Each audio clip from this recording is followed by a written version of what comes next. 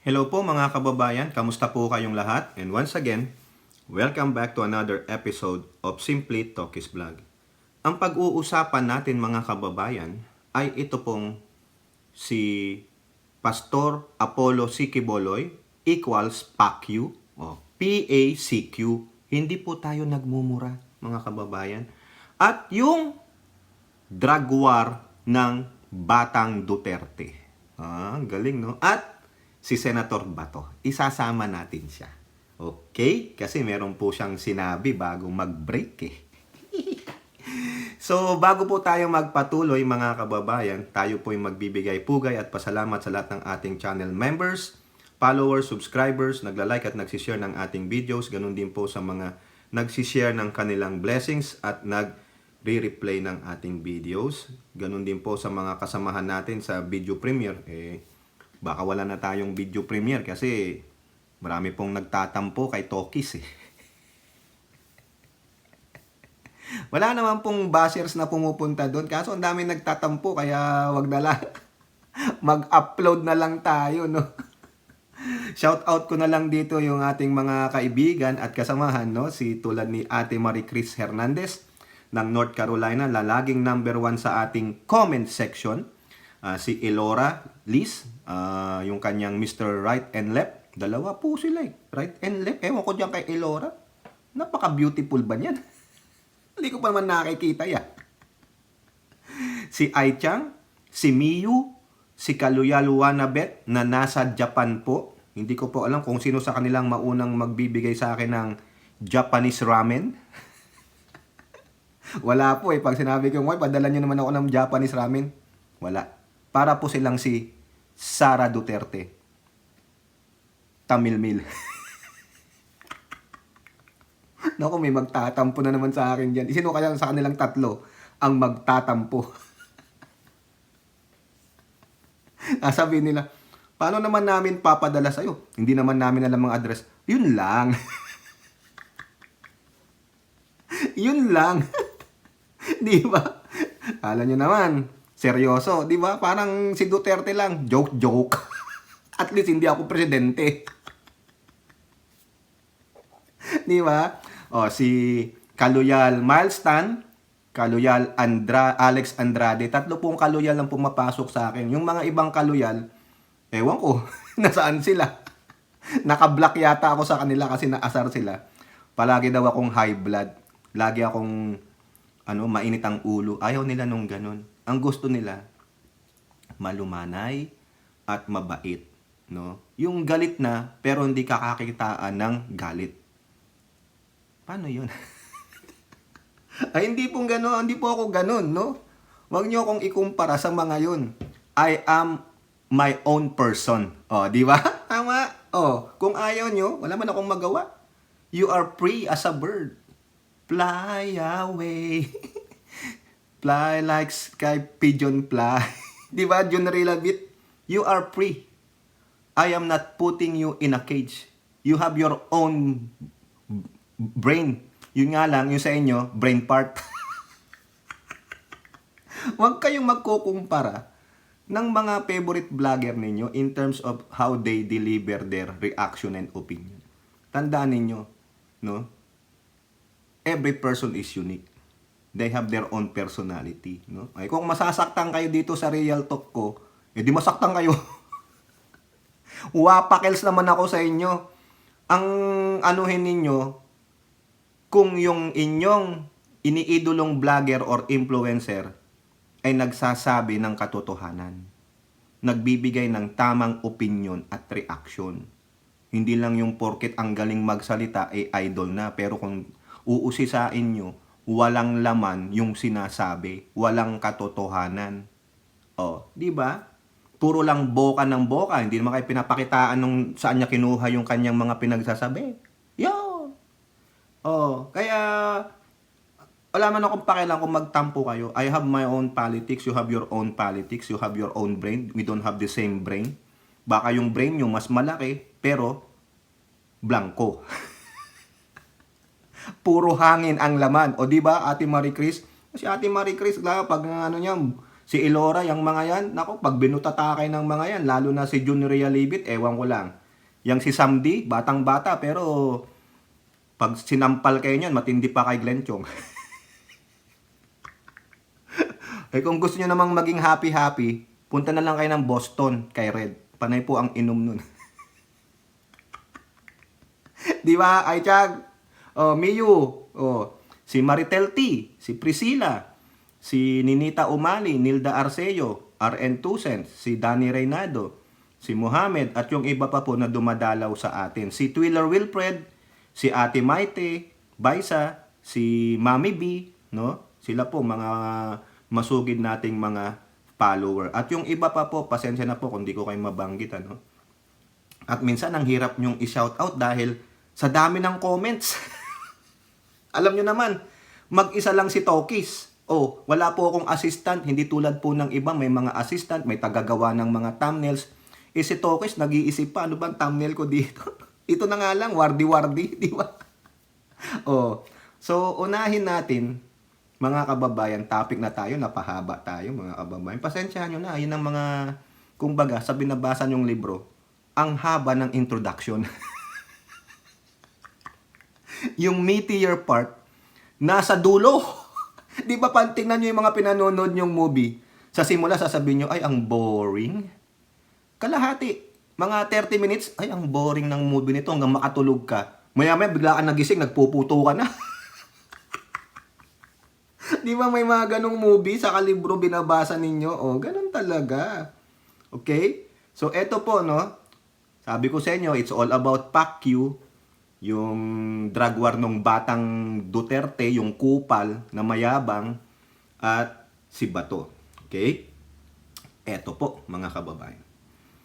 Unahin natin yung balita dito sa politiko. Ang sabi dyan, where is Kibuloy? Castro calls out clueless Davao Police. O yun, may video po yan. Ito po sa balita ng UNTV. UNTV, maraming salamat po. God bless po. Kayo po ang aking source of videos kasama ng PTV na hindi po nagka-copyright. Maraming salamat po sa inyo, no? Ulitin ko, God bless po. Sa hindi pa po nakaka-subscribe sa dalawang YouTube channel na ito, PTV saka UNTV, subscribe nyo po. Yung UNTV, I believe they are Christian. No, napakabait po. Ito po. Rosalie, bakit pinuna ng Makabayan Black Lawmaker yung Davao Police kaugnay sa kinaroroonan ni Kibuloy? Aga, kinundena ni House Deputy Minority Leader at ACT Teachers Party List Representative Franz Castro ang Davao Police sa kawalan ng ideya sa kinaroroonan ni Apollo Kibuloy. Ayon sa Makabayan Black Lawmaker, may access sa maigting na intelligence at confidential funds ang pulisya. Taliwasan niya ito sa umano'y arbitrary arrest ng pulisya sa mga aktivista. Formal nang naglabas ng arrest order ang Senado para sa Kingdom of Jesus Christ International leader na si Kibuloy. Inatasan na rin ng Senate Sergeant at Arms na ipatupad ang arrest order. Gayunman, ayon sa Davao City Police Office, hinihintay pa nila ang kopya ng arrest warrant mula sa Senado at ang koordinasyon ng Sergeant at Arms nito. Wala pang impormasyon ang Police Regional Office 11 at Davao City Police sa kinaroroonan ni Kibuloy. Nahaharap din ang kontrobersyal na religious leader sa kasong human trafficking at sexual abuse. Balik sa iyo, Aga. Maraming salamat, Rosalie Cos. So yan po, no, mga kababayan, tinatanong na ni Castro, bakit clueless ang Davao Police? Ang sabi nila, baka wala naman dumarating na warrant of arrest. So anong ginagawa ng Senado? Nasaan yung Sergeant at Arms? Nasaan yung warrant of arrest din galing ng lower house? O anong ginagawa ninyo? Ikaw, Hontiveros, naggagalaiti ka na manghingi ng warrant of arrest kay Subiri. Nung naibigay na, what are you guys doing?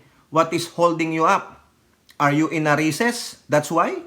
Recess po sila eh. Ang recess lang naman nila, ang break lang naman nila is a holiday break because of the Semana Santa together with the additional weeks of break is for the plenary session. Pag sinabi niyong plenary session, walang debate na i-argue nila, idadaan nila sa floor, itong bill na ito, we have to debate about this. May trabaho pa rin sila. Siguro mag-break lang sila during Holy Week break. But after that, they have to go back to work because they have to go attend sa kanilang mga yung trabaho nila sa Senate, or maybe they can go to whatever na maimbitahan sila. Kasi kung magbi-break sila ng 5 weeks, almost a month, sayang yung pasahod. 'Di ba? Parang sila, bakit anong karapatan nilang mag-break? Bakasyon sila ng 1 buwan, tapos yung ordinaryong manggagawa, hindi makapag-break ng ganyan, kailangan ko pang gamitin ko ang vacation hours ko to get paid. Sila hindi. No? Kung ganun lang yun pero po, sa totoo yan, sa plenary lang, pero tatrabaho ang mga yan. O tatrabaho nyo, ikaw Hontivero, so what's going on? Ano ang update? Where is that warrant of arrest? Ikaw Sergeant at Arms ng Senado, ikaw Sergeant at Arms ng Lower House, what are you guys doing? You are so adamant, you are complaining, lalo na ikaw Hontiveros, ulit-ulitin ko lang, na ba't hindi mailabas ang warrant of arrest? Ngayon pinirmahan na ni Zubiri, what are you doing? Bakit hindi mo kalampagin yung Sergeant at Arms? Where is it? Diba? Where is it? Tatakot ba kayo? Ayun lang binasa ko lang sa inyo yan yung sa title ng politiko kasi nai-report na rin lang. Ito, tingnan natin tong Sarimati, mga kababayan. Kasi unang-una, background lang natin, sabi ng kapulisan, nung hindi pa lumalabas itong mga warrant of arrest kay Quiboloy, sabi ng PMP, they are willing to support, to accompany, yung taong magdadala ng warrant of arrest kay Quiboloy. Meron pong balita dyan. Ayan mga kababayan, sabi nyo, baka gawa-gawa ko lang Ayan headline ng Philstar nung March 7, PMP ready to assist Senate in arresting Quiboloy. Ayan diba? Balita yan. Baka sabihin nyo, gawa-gawa ko lang at least tayo nagpapakita tayo sa ng ebidensya, hindi tulad ng mga favorite ng ibang mga vlogger, influencer na mga sinungaling, na mga sell out pa sa Chikwa. Sabi sa Rimate, Davao Police, blanco sa kinaroroonan ni Quiboloy. Yun. Blanco sila. Wala silang alam kung nasaan si Quiboloy. Really? Really? PMP Chief Acorda, yung pulis mo sa Davao, blanco, wala silang information kung nasaan si Quiboloy? Really? Kayong mga kababayan, maniniwala kayo? Will you believe this? Ito, sinabi ng Police Regional Office 11 at ng Davao City Police Office na wala pa rin silang idea sa kinaroroonan ng tele-evangelist na si Apollo Quiboloy na nahaharap sa mga aligasyon ng human trafficking at sexual abuse. Sinabi ni DCPO spokesperson, talagang may spokesperson pa tong mga Davao City Police Office. Ang galing talaga.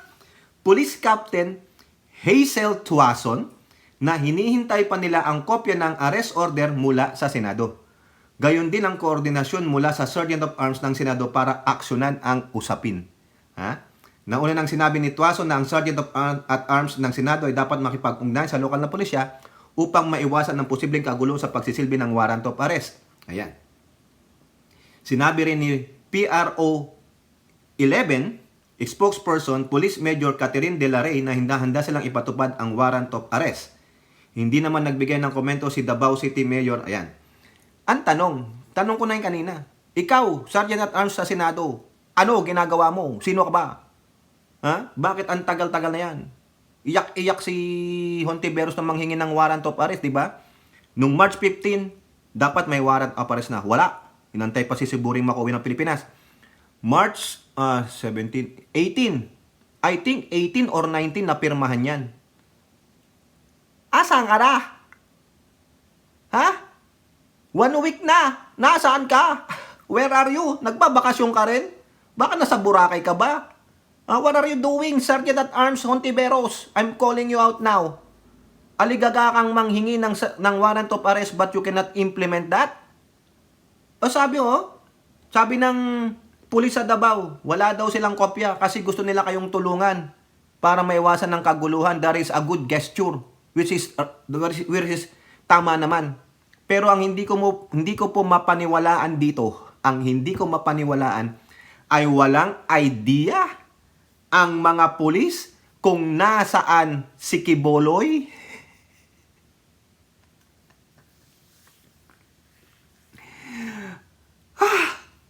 Tama ba? Kayo ba? PNP Chief Acorda Jr. Wala ba kayong CIF? Meron bang CIF ang Philippine National Police? Ha? Sige nga. Hindi ba kayo nabigyan ng CIF? Bakit ko tinatanong? Kasi daw wala pong alam eh. Ibig sabihin, walang intelligence gathering. Hindi gumagawa ng intelligence gathering ang kapulisan ng Davao. Bakit? Bakit? Taga-saan ba si Quiboloy? Influential person si Quiboloy. Maraming kapit sa Davao.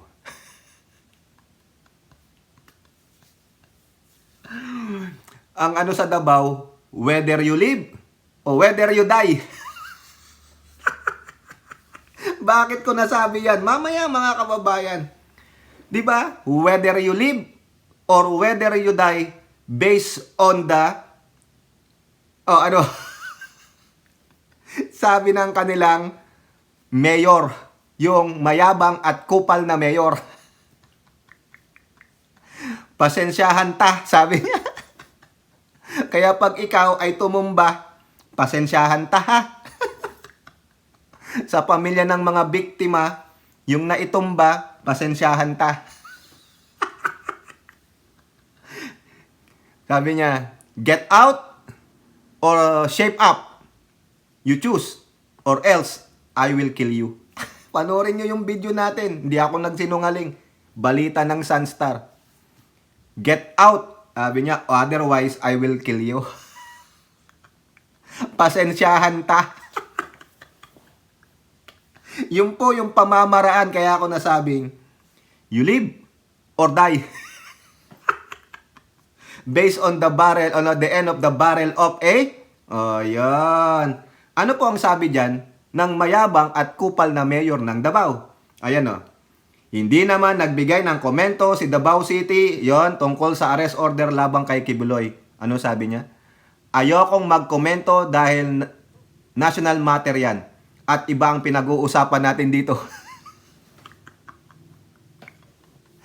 Ano ibig sabihin nun? Equals, no comment. Pareho pala sila nung ate niya. Ibig sabihin, ng mga magkakapatid na Duterte, no comment. Pero pagdating sa pagmumura, pagdating sa ang gagaling. Sabi siguro nung batang Duterte sa yung mga small time na mga sabi nilang pusher, come on, Tank. Make my day. Dirty Harry. Come on, Tank. Make my day. Kaya di ba, mukhang masigla sila pag sila ay nakakapagpatumba. Pero parang agitated sila pag walang tumutumba. Para po yung domino, no? They all fall, they all go down. Yari ka sa CHR, ha? Ikaw na mayabang at kupal na mayor ng Davao. Okay? So yan po, mga kababayan, no? Walang idea. Bokya ang Davao Police sa kinaroroonan ni Quiboloy. Wala ba talaga? O ano? Tatanong lang wala ba talaga? Big question mark. Wala ba talaga? O baka naman? Baka naman? Ano yung pinag-uusapan natin? Di ba ganon? Ano yung pinag-uusapan natin? Ano nga ulit yun?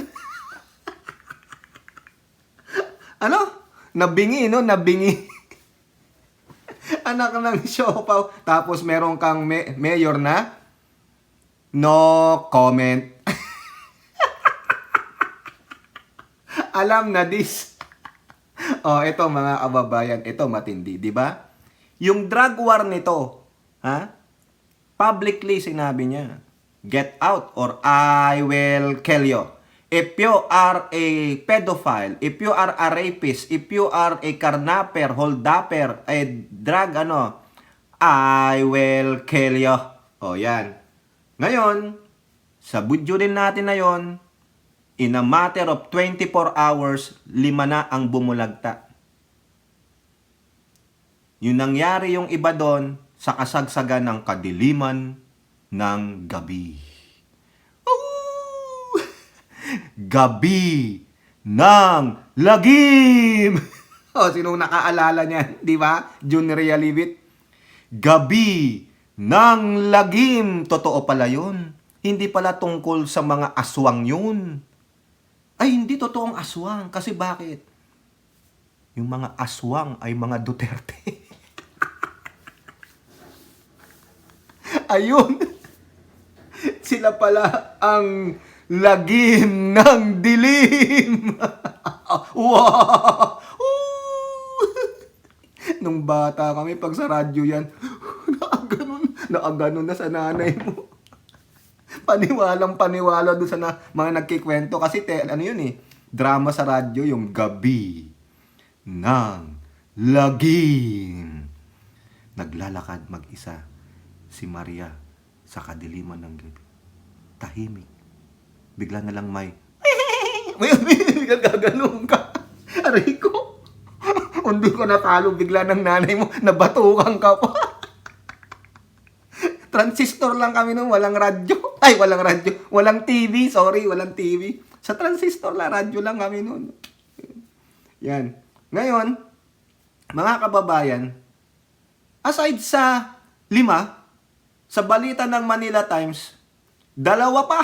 Naku, Diyos mio. There is no more due process. No? Wala nang holistic approach, Mr. President. It's what naging renegade po itong Davao City through this person na I think sa palagay niya I'm gonna be breaking away with this holistic approach. No? Ginaya niya yung approach ng tatay niya. No? You better get out or shape up. Otherwise, make my day, punk.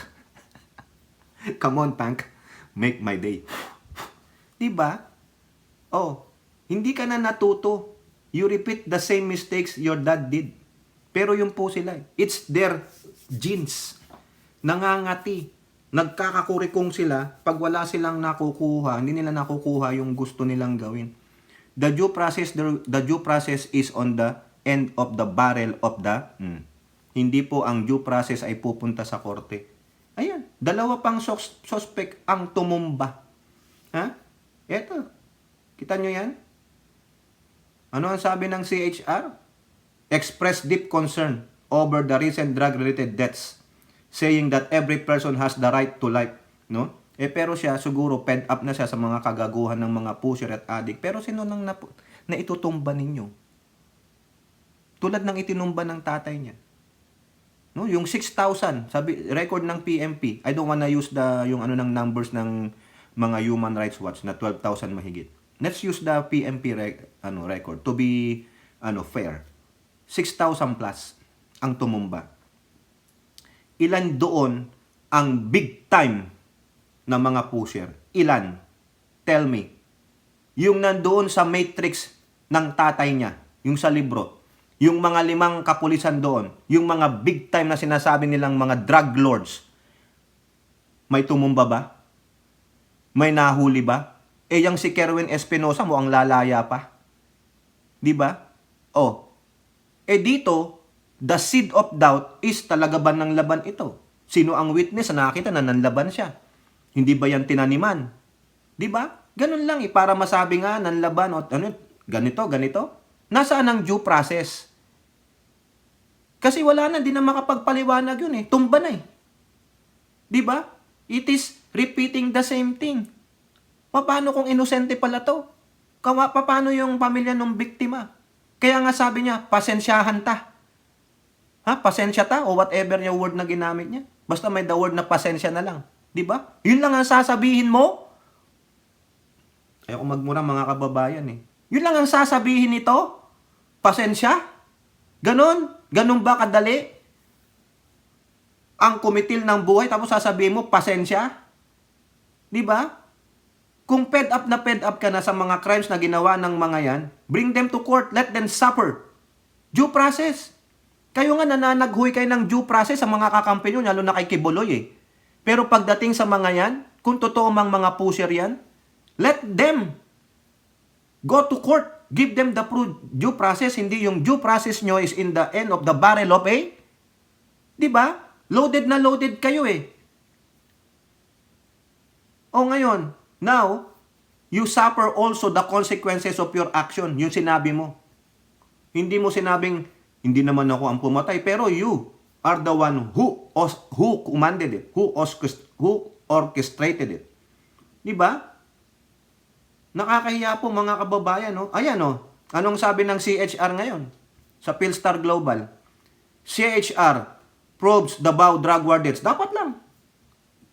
Ang gobyernong Marcos, ang approach sa drug war, holistic. Hanggat mas possible, hulihin lahat sila. Ha? Kasuhan, dalhin sa korte. Pag napatunayang guilty, i-rehabilitate. Ganyan. Kasi mga kapwa mo Pilipino yan. Pero itong sa mga Duterte, hindi sila mangingiming pumatay ng mga kapwa Pilipino nila. Kasi iba ang kanilang pamumuno eh. No? Always in the barrel of the loaded. Ayan. Biruin mo yan. Siya buhay pa. Paano yung mga biktima?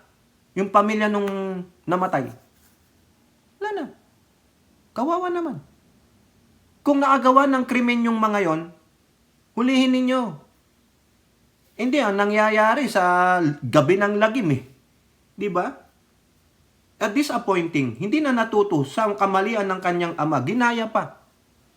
Di ba? Ginawang example ang kanyang ama. No? O ngayon, you suffer the consequences of your action. O ito, CHR yesterday expressed grave concern over Davao City Mayor Sebastian Duterte's recent declaration of a war on drugs in the city. Ayan. The commission vehemently denounces the alarming incidents of alleged extrajudicial killings associated with the anti-drug campaign in Davao City, as these acts constitutes grave violation of fundamental human rights, particularly the right to life and due process, and we are in direct disregard to the principles of justice and the rule of law. O ngayon, sino po ang mag-iimbestiga nito sa Senado? Malabong si Bato. Malabong si Bato. Kakampi niya yung Duterte. Pero pag hindi Duterte yan, malamang yung mga pulis na yon, tawag na yon. Ang inaasahan natin, sinong magpapatawag diyan? Si Hontiveros. Commission on Human Rights Committee. Sino yan? Sino ang nasa Commission on Human Rights Committee? Ang gobyernong Marcos, ang gusto holistic. Kung titingnan ninyo, no? Sa Facebook page po ng PIDEA Top Stories, meron sila dito. Ayan, no? Yung the new National Anti-Drug Campaign under Bagong Pilipinas. Tinitingnan ko po ito, no? Yung mga numbers dito. Mas successful pa, ha? Mas successful pa ang ginagawang drug war ni Pangulong Bongbong Marcos kaysa kay dati niyong Pangulong Digong Duterte. Ayan po, oh, yung numbers, oh. May spreadsheet sila dito. Hindi tayo magpi-fake news. Tignan ninyo, ayan, oh. PIDEA Top Stories, yung official Facebook page. Ha? Kayo nang magbasa niyan. Alam ko naman, marunong kayong magbasa. Ha? Tanga na lang kayo kung hindi nyo maintindihan yan. Ha? O pasensya naman kung very harsh tayo. Makikita ninyo, mas maganda ang ginagawang drug war ng Pangulong Bongbong Marcos. Tapos biglang bumagsak ito. E di dagok yan sa pamalang Marcos, damay tayo dyan. Diba tulad nung sinasabi ko sa previous vlog ko, naghihikayat ng investor ang ating Pangulo. Naghihikayat ng turista. Tapos babagsakan mo ng nito. Sa Davao may AGK. Eh anong gagawin ng turista? Eh baka hindi lang sa Davao yan. Baka sa buong Pilipinas. Ano iisipin ng mga investor? Ay naku, ayoko dyan. Narco country pa lang Pilipinas. Di ba? Siguro ang intention ni mayabang at kupal na mayor, papakita ko na may ginagawa ako sa drug war kasi ang administrasyong ito walang ginagawa. Really? Walang ginagawa, mga kababayan? O ito pa, bigyan natin kayo ng ebidensya. Ha? Kung ganun ang irarason nila, kupal kayo. Talagang kupal nga. May meaning po ang kupal Nakalimutan ko lang kasi si DJ Byron ayaw sabihin sa akin. Galit yata sa akin yung bata na yan. Ewan ko. Nagtatampo rin yata. Ito Sa Manila balita ng Manila Standard. 21 billion drug haul, 95,750 suspects in government campaign against illegal drugs. Dinagdagan ko na lang po. Anong masasabi mo dyan? Ikaw na mayabang at kupal na mayor ng Davao City. Law enforcers arrested 95,790 drug suspects and seized 21 billion worth of illegal drugs in the first year of the government centerpiece anti-illegal drugs program. Buhay Ingatan, Drogay Ayawan. Yung bida ni DILG Secretary Abalos. 95,000 buhay. Buhay sila, arrested Hindi naman sinabing killed. Ikaw, na mayabang at kupal na mayor ng Davao City, in 24 hours, how many have you gunned down?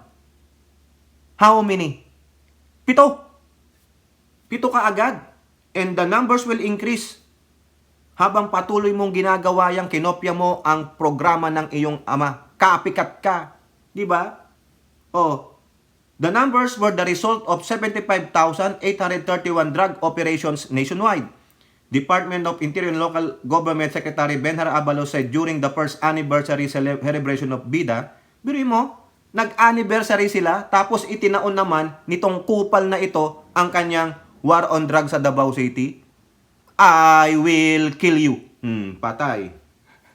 Diba? Nakita nyo yung pagiging magkaibang approach. This one, trying to rehabilitate this. As much possible, mahuli natin.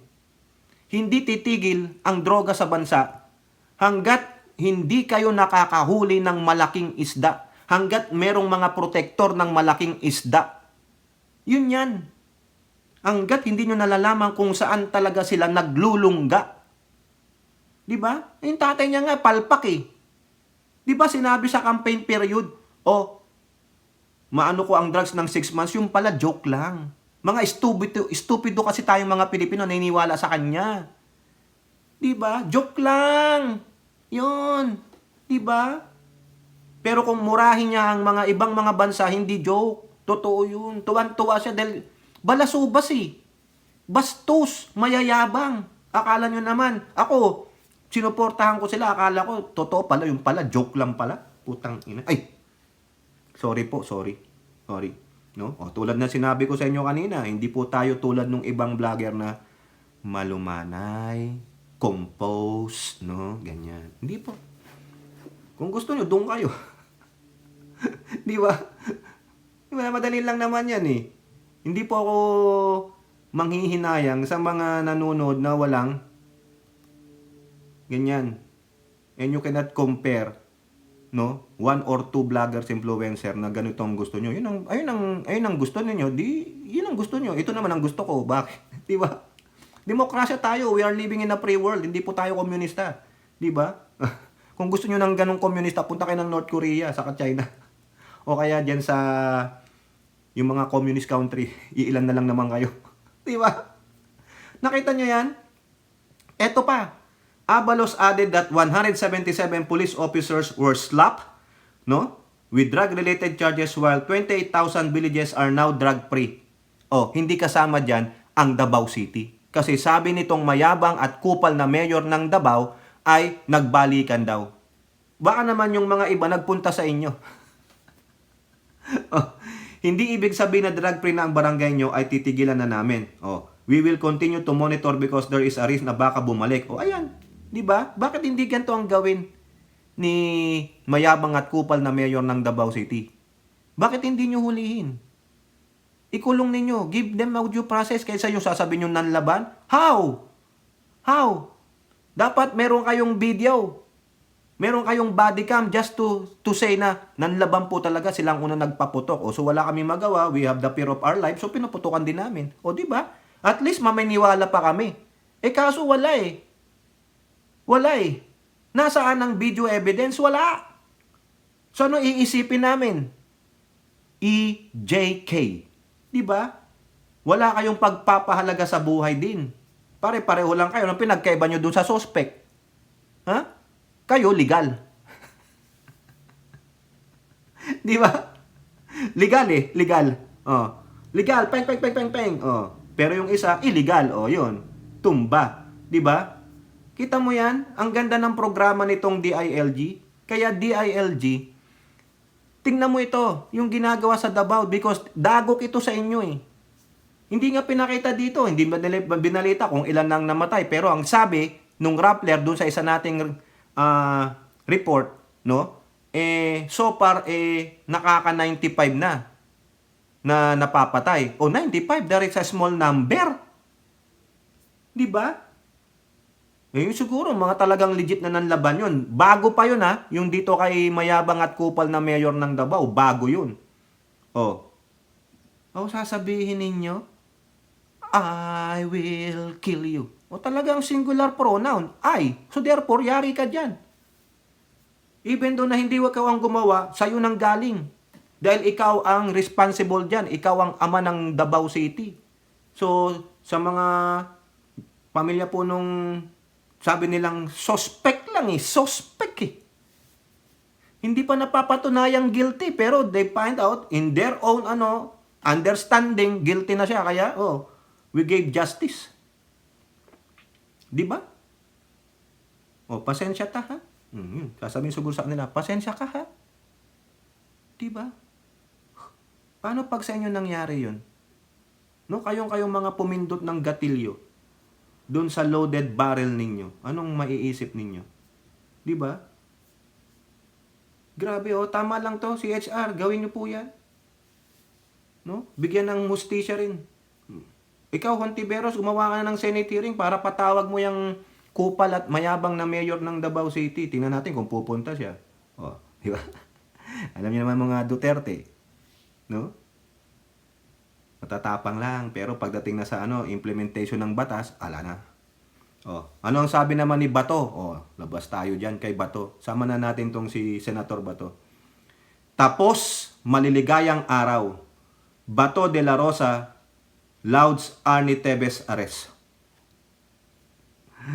Kasi nga, 'di ba si Arnie Tevez na-dekwat na siya doon sa Timor-Leste, pero hindi pa rin siya makauwi dahil nga pinaglalaban pa siya ng lawyer na. They gonna go to United Nations pa nga Ano ang sabi ni Bato?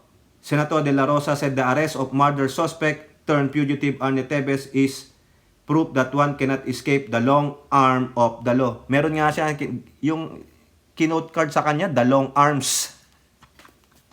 Long arms daw. Pero ito, kinorek na Sabi niya, wala daw makaka-iskapo sa mahabang kamay ng batas. You cannot evade the long arms. Yun. Ito pala sa baba. You cannot evade the long arms of the law. Hindi po arms. Arm lang. Arm. Ikaw naman. Eventually, it will catch up on you. Now, the question is, kaya bang sabihin niya kay Kibuloy na iyong kaibigan? O di ba may warrant of arrest din yon? Bakit pagdating kay Tevez ay mukhang flip-flopping ka? Ang yabang-yabang mo magsalita. You cannot evade the long arms of the law. Eventually, it will catch up on you. O di ba? The long arms? Talaga, Senator Bato, makapag-English lang. The long arms of the law. Ikaw naman Bato, dapat hindi ka bias. Yung friend mo, may warrant of arrest din, bakit di mo yan sabihin? Sabihin mo, my friend, you cannot escape the long arms of the laws. Lahat na lang lagyan natin ng S. My friends, eventually, use cannot. Ang sama, mga kababayan. Di ba ba to? Bakit ganun? Selective ka? Ha? Ano yun? Dinideflect mo? Akala mo makakalimutan namin? Sinabi mo yun. Ikaw pa nga mag-bodyguard kay Kiboloy. Ano ngayon? Pwede mo bang i-apply rin yan kay Kay Kibs? Tapos ang maliligayang araw mo, my friends. Ay yabang magsalita, oh. Kay Tebis lang pala yun. Pero pagdating kay Kiboloy, ako pa ang mag-bodyguard sa kanya. For his safety. Nakita nyo?